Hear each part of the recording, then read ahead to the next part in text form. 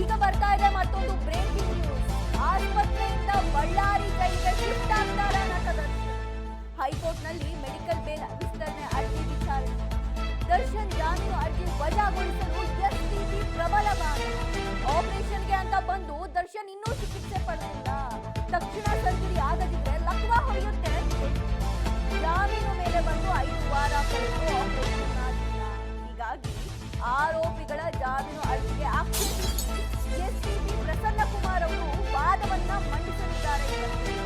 ಹೈಕೋರ್ಟ್ನಲ್ಲಿ ನ್ಯಾಯಮೂರ್ತಿ ವಿಶ್ವಜಿತ್ ಶೆಟ್ಟಿ ಅವರ ಪೀಠದಲ್ಲಿ ನಡೆಯಲಿರೋ ವಿಚಾರಣೆ. ಪೊಲೀಸರ ಪರವಾಗಿ ಇನ್ನೂ ಕೂಡ ವಾದ ಮುಂದುವರಿಸಲು ಪ್ರಸನ್ನ ಕುಮಾರ್ ಅವರು.